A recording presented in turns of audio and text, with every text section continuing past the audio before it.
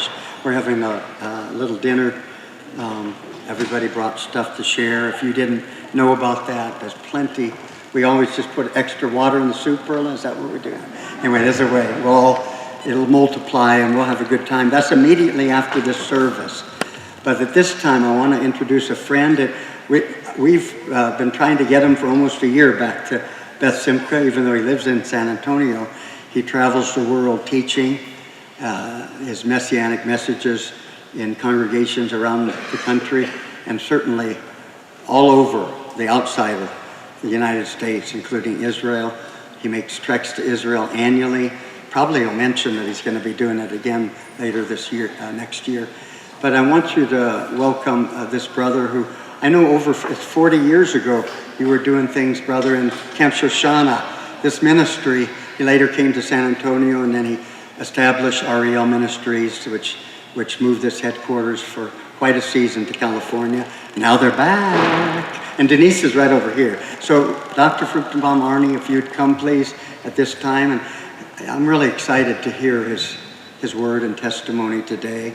He's a brother that you got to meet and you need to know his ministry. And you probably have a table over there somewhere.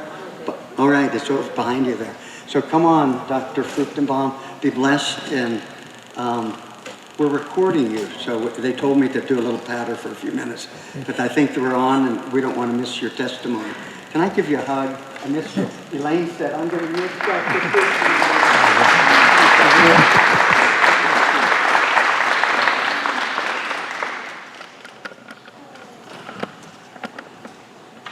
I was asked to share my testimony for this afternoon session. If you have your Bibles, you can turn to Luke chapter 19, because I want to read two passages, which is where I think every Messianic Jewish testimony actually has its origins and beginnings. Chapter 19 of Luke, beginning in verse 41, Luke 19:41.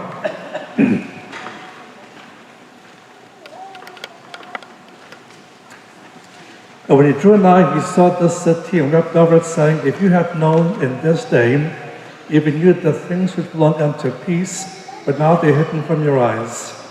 But they will come upon you when your enemy shall cast up a bank about you and compass you round and keep you in on every side, and shall dash you to the ground and your children within you. And they will not leave in you one stone upon another, because you did not know the time of your visitation. Skipping over to chapter 21 and verse 24. 21:24. And they shall fall by the edge of the sword and shall be led captive into all the nations, and Jerusalem shall be trodden down of the Gentiles until the times of the Gentiles be fulfilled. Now 40 years after he spoke these words, the legions of Rome came. After a 4-year war and a 2-year siege, the city was destroyed, the temple torn down, till there was not one stone on top of another, and it was a forced dispersion of the Jews throughout the world. And the dispersion was quite worldwide, so in the beginnings of the early decades of the 20th century, when different groups began studying Bible prophecy a bit more literally, one of the evidences they used for the fulfillment of prophecy was the fact of this worldwide dispersion. And there was a common saying in those days, in fulfillment of Bible prophecy, we'll find the Jews in all 7 continents, except for the continent of the Antarctica. There was one Jewish believer in those days who said that's not really true. You'll find the Jews even in the Antarctica, because everyone has heard about the icebergs. If you know something about Jewish names, you'll get the pun. If not, you'll be lost for the next 30 minutes, but we'll move on.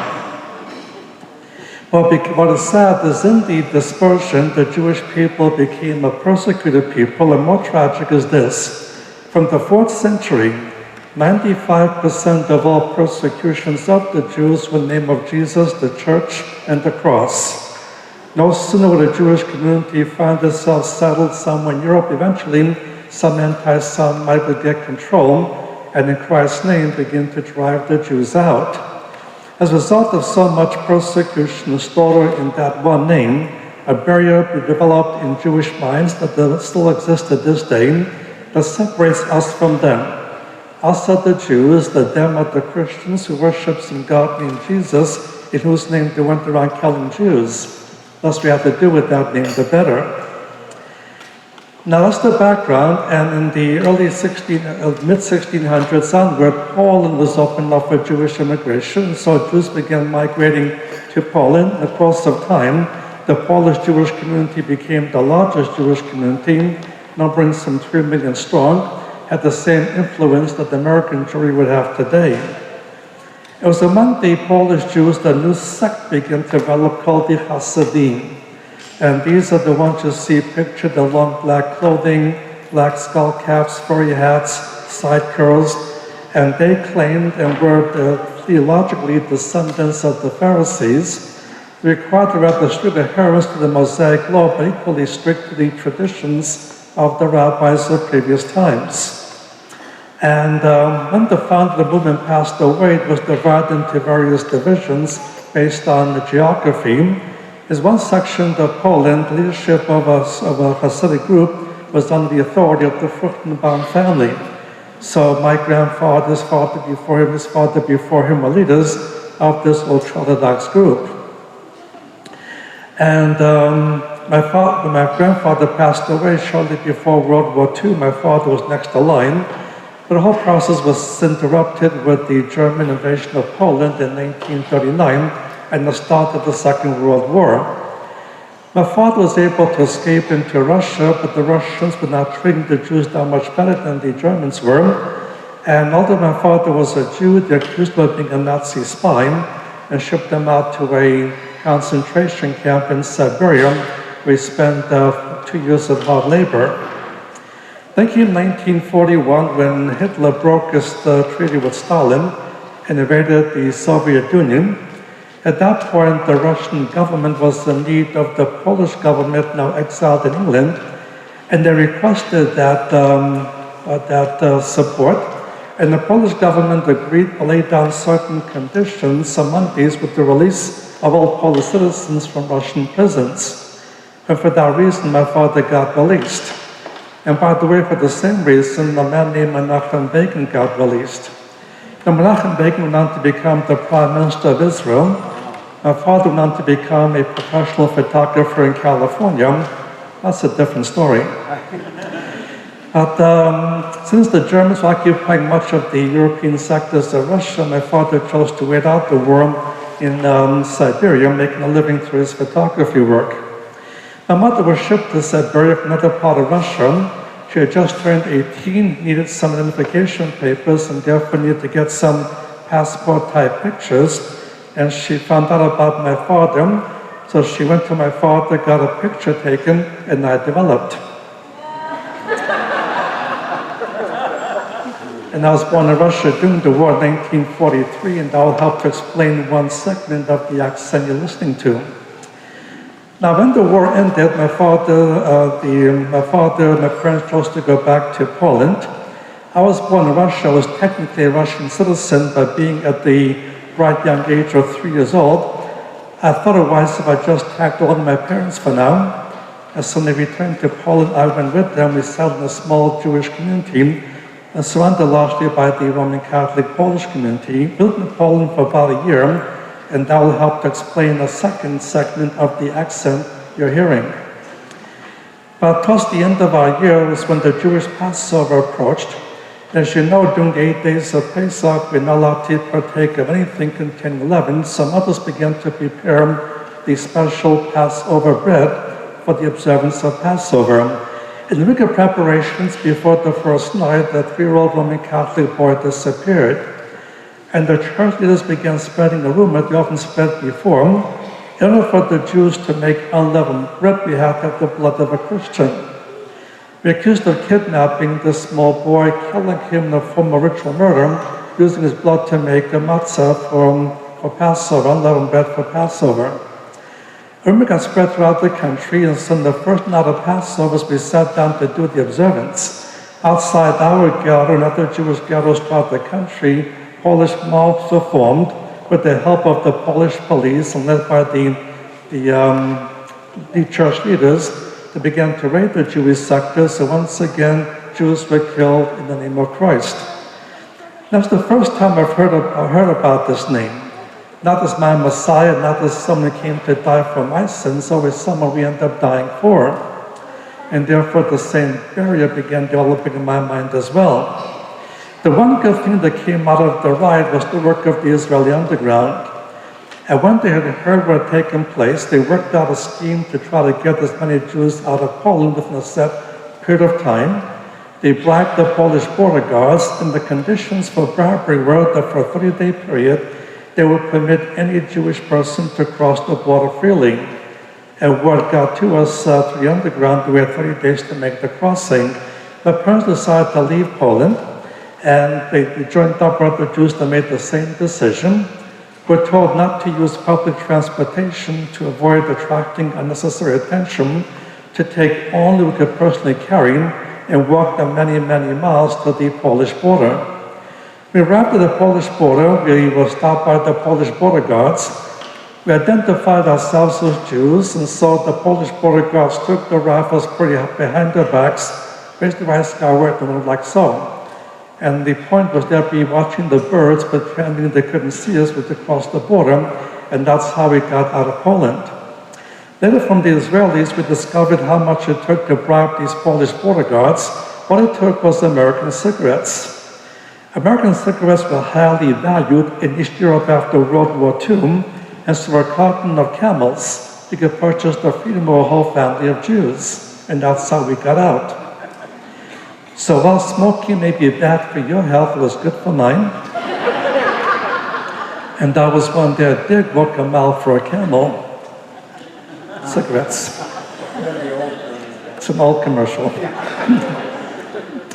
Now, for several hours, we're in this no man's land area between Poland and Czechoslovakia. Israelis got us organized, and then we simply had to walk on foot the width of the country, and that took several months. And crossing by foot to be heading for the Austrian border was a similar arrangement that worked out with the Czech border guards as well.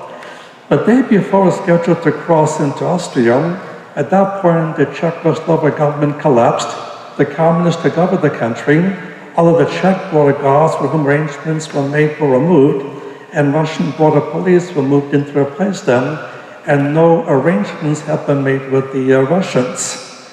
So they told us to sit tight in the forest. They went to the border town to investigate the situation, and what they found out was this. The Russian border police were given orders to allow no one to cross the border except for Greeks. Greeks recently released from certain prisons, now returning to their own homeland. When they found us out, they came back to where we were in hiding and ordered us to burn everything that would identify who and what we were. And so on that day, all birth certificates, marriage licenses, passports went up in smoke. Next morning, we're told to pose as Greeks. And pretending to be Greeks, we approached the Russians at the Czech-Austrian border.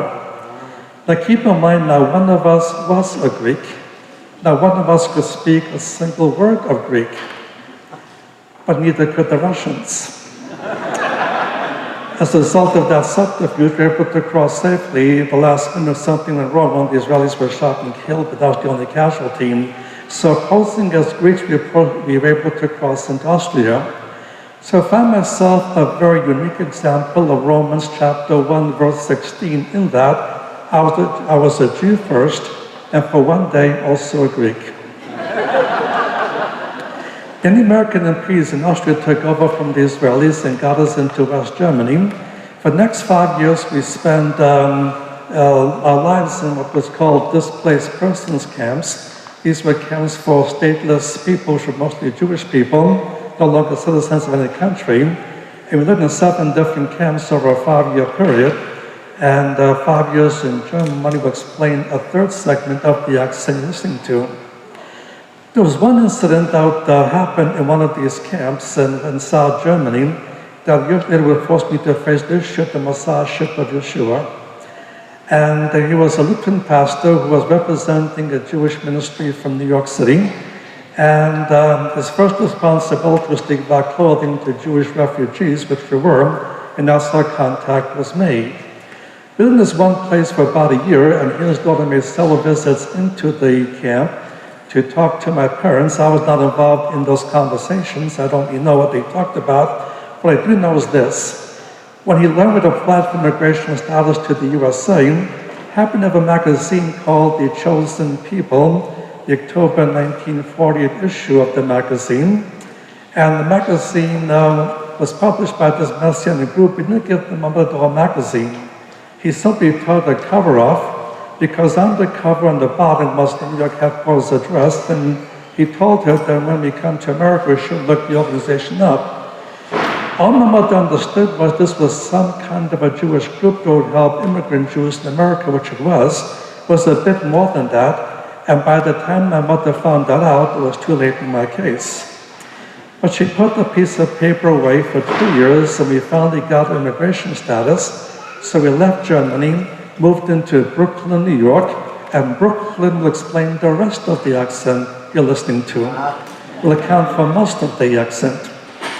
Shortly after settling the Jewish community, my mother took a subway ride into Manhattan and visited the center, but nobody there could talk to her or she talked to them. My mother did not yet speak English. Nobody there that day could speak Russian or Polish or German or Yiddish, all of which my mother spoke. All that got done that day was our name was taken down a 3x5 card, was conveyed to her to be contacted sometime later. And sometime later was 6 years later. The follow-up program was a bit weak at this stage.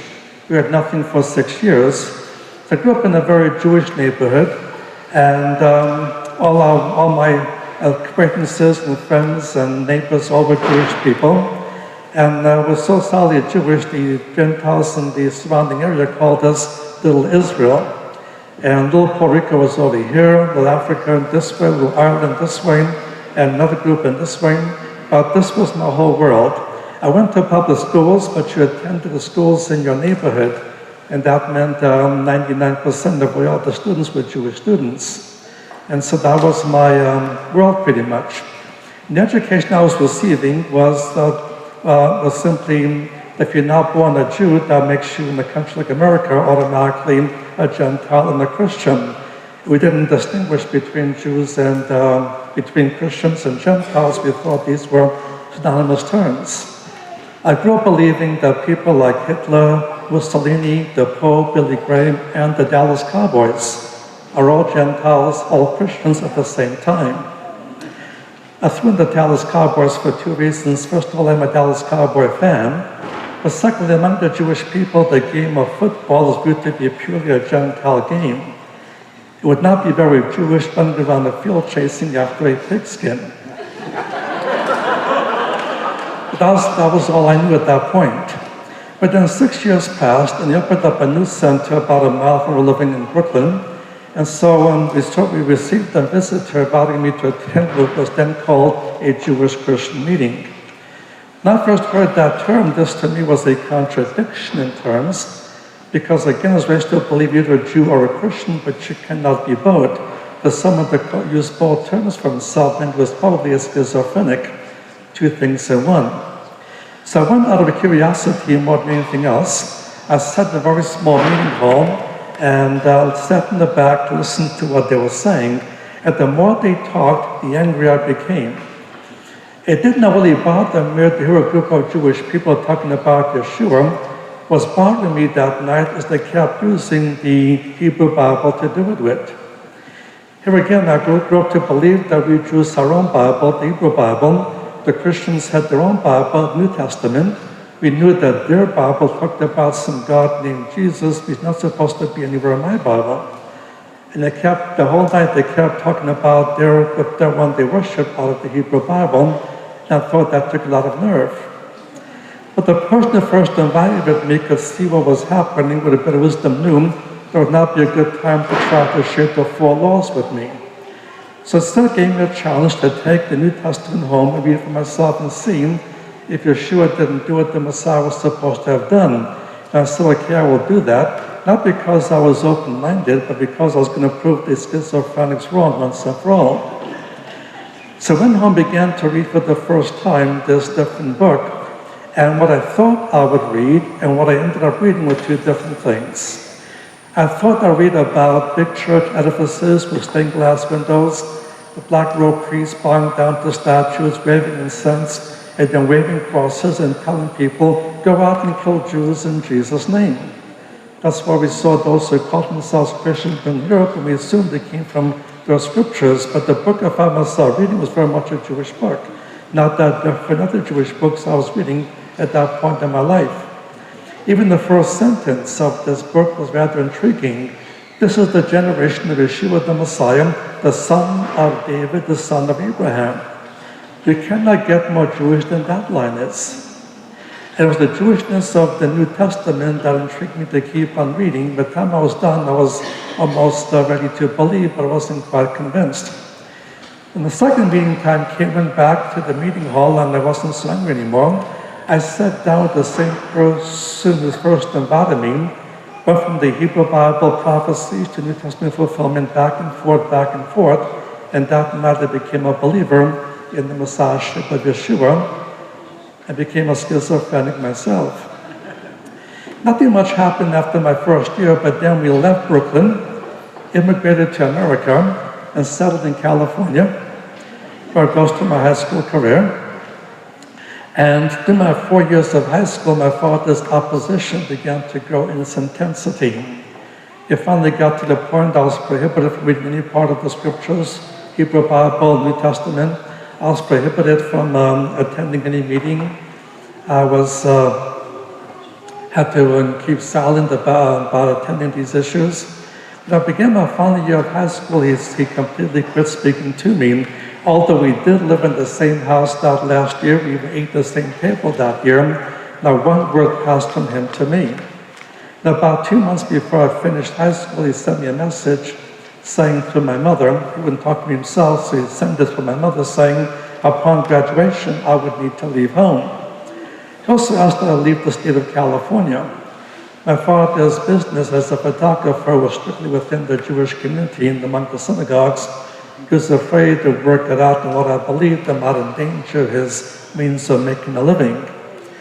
And by that time, I was no longer the only child, because while we were in Germany, one brother, one sister were born in New York and Brooklyn. Another brother was born in California. 3 more sisters were born.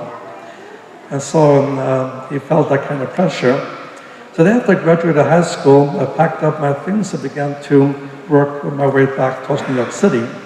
The last 2 months before going back, 2 things happened. First of all, I got a job as a janitor where I was able to save about $120. And secondly, I was going through the book of Philippians and came across chapter 4, verse 19. My God shall supply all your needs according to his riches in glory. So with Philippians 4:19 memorized and $120 in pocket, I began to work my way back towards New York. It would take me 2 weeks to cross the country. By the time I arrived 2 weeks later, all I spent was $17. I began to experience what the Philippians 4:19 promised. God will provide a ride from one city to another, a bed here, a meal there, and I began to experience these kinds of provisions. That summer, I worked at a Messianic camp in upstate New York as a volunteer worker that provided food, room, and board, but no funds at all. By the time the summer came to an end, I was down to only $20 of the original money I left California with. I was accepted in a private college to begin training in various studies in preparation for Jewish studies. And it was a private school that would run about $2,000 a year. Doesn't sound like too much in our time, but the same program now would be about over $20,000, $25,000 for the same program. And $20 just wouldn't go a long way to cover that, so I came up with a good idea. I thought it was such a great idea, I informed God about it. And I decided to wait a year, just go down to New York City and get a full-time job and a secondary job besides that, and save every penny I can and start school a year later. But God never gave me any settlement or peace about that decision. And so I need to start school right then and there and trust Him to provide the funds. Last September, as I went through the orientation process on the college campus, I walked in a business office and walked out with this bill in my hand for $750. A bill would have to be paid off within 4 months when the first semester ended. Otherwise, I would not be allowed to continue my studies. I remember doing is walking down the corridor of the administration building and simply praying, Lord, you would not let me work a year first, so somehow you will need to pay off these funds. And 4 months passed, the first semester ended, and not only did God pay off the entire $700 bill, but the college owed me money. And that continued for 7 of my 8 semesters. I began every semester owing the school money, would end every semester owing me money. And the 8th semester, we broke out exactly even. I graduated college in 1966. Now, I'm only talking about just money for tuition. The other things you need money for, like new textbooks every semester, clothing, and so on. I made a policy that I have maintained to this day. I don't let other people know what my personal needs are. I didn't ask people to pray for this need or that need, because then they might be moved to meet my needs out of sympathy and not out of the Lord's leading. And so for me, no one knew what my needs were. Nevertheless, the funds came in from people I've not met to this day, sometimes directly to my mailbox, sometimes directly to the administration office, but they applied to my account. And that's the way God provided for us. When I finished college, I enrolled in a special program, which was at the Hebrew University in Jerusalem, a 14-month program that would run $2,400. I worked that summer, all I could say was $800, and I was still $1,600 short. For about 2 weeks before I had to board the plane to fly to Israel, I received a letter from the US government informing me that I'd be given a grant. Not a loan after we pay someday, but a grant for $1,624. That was $24 more than I needed, but that's government bureaucracy for you. So what they gave me and what I was able to save, I was able to prepay the account, and they had a good 14-month training in the Hebrew University and for studying historical geography of the land. And furthermore, it was also there during the Six-Day War, and I was an eyewitness to many of the events of the Six-Day War in June of 1967. 2 months after the war, I finished my studies and returned to the USA and began my 4 years at Dallas Seminary. I was still single my first year, got married between my first and second year. I'll come back to that momentarily. But shortly after my wife and I were married, we both felt that God would move us back to Israel. Now, during the 4 years of seminary, those miraculous types of provision ended because I had a part-time job, my wife had a full-time job, and our 2 salaries covered all our necessities. But the kind of visa we'd have in Israel would not allow us to work in Israel. We had to trust the Lord to provide the funds.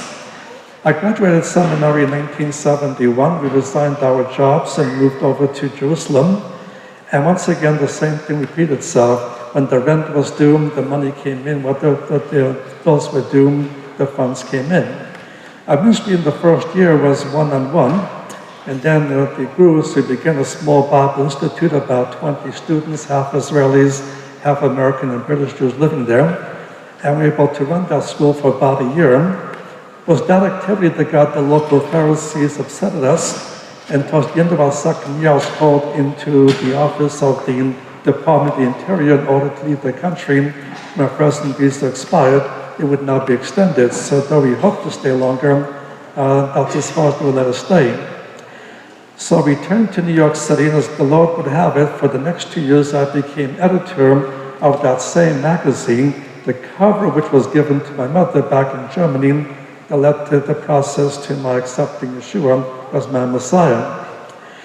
When I was 2 years in New York City working for the ministry, God kept impressing upon me the need of establishing a Jewish ministry that would not merely practice the sharing of the gospel, but also would teach the word of God from both testaments, but from the Jewish frame of reference out of which it came. Last thing I wanted was the headache of establishing a brand new ministry, so I put it off. And then when I was invited to join the radio ministry here in San Antonio called the Christian Jew Hour, I came here and for 2 years served as a co-teacher on the radio program. Yet during those 2 years, God would send other Messianic Jewish believers into my life, sharing the same basic burden I was already feeling, the need of establishing a Jewish ministry that would focus on intensive Bible teaching by Jewish frame of reference, doing Jewish discipleship, and so on. became obvious that that was the kind of ministry God had trained me for, and I resigned my job that I was enjoying, and we began Ariel Ministries. And Ariel Ministries is now about 37 years old. The camp ministry preceded it, that's 40 years old. And we established ourselves on two principles. First of all, to share the gospel with our Jewish people. Be able to establish branches, several branches here in the USA. Outside the USA, we have branches in Canada, Red China, India, Australia, New Zealand, Russia, Ukraine, Hungary, Germany. We also established an active branch in Israel in the city of Netanya, a few miles north of Tel Aviv. And we planted about 3 years ago, co-planted with some other ministries and Messianic congregation, now about 30, 40 people strong, and God has used our staff effectively. Our second major purpose is to teach the Word of God intensively from a Jewish frame of reference. We do this by publishing many books and tapes and manuscripts and other teaching tools.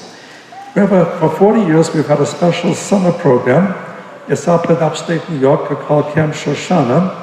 And we have a 2-week curriculum followed by a 3-week curriculum followed by a 1-week curriculum. And the 2-week and 3-week curriculum has a 5-year cycle to it, so you have to come for 5 summers to get everything we offer. But the 6th week, we teach the same subject every year. It is a 25-hour version we cover in just 1 week on life of Messiah from a Jewish perspective. And if you visit my secretary with the right here, Denise, she will have these information sheets. This is not the final printing, but it'll give you the basic information. And you're more than welcome to attend. And this is during July and August. And living in San Antonio, I can tell you that July and August is a great time to get out of this hothouse and head up to the northern mountains of the Adirondacks and cool down and get some solid Bible teaching. And this will give you the courses will be taught this summer and so on. We've only had the summer school program by itself, but starting this September, we'll also be adding, starting off a new 1-year school program called the School of Messianic Jewish Studies. And you have a short introduction to this from her if you wish. You go on the webpage and get some more details, but this September, we'll have academic years, September to May, various courses relevant to Jewish and Messianic Jewish studies from a Messianic Jewish perspective, and that's going to become available as of this September, and that's the extension of the ministry. Also, this brochure will give you some more details about the ministry. This will be available for her as well. Inside, you'll find a coupon page. Now, one of the ways we teach is through our magazine. This is the magazine, Ariel magazine. It's published 4 times a year. On one hand, it contains news of our branches in those 10 different countries. Also, this particular issue just came out, deals with the details about the school that will start this coming September. And also has within it 2, usually 3 different Bible studies from the same Messianic Jewish perspective. We make this brochure available free of charge. In this brochure, you'll see a coupon page. If you want a hard copy like this, just give us your full name and address. It's also available as an email. When you want this email copy, just give us your email address, tear the slip off, and just turn it in to me or to her before you leave today. And we'll be happy to send this magazine to you with Messianic Bible studies on a regular basis and with no charge. And that's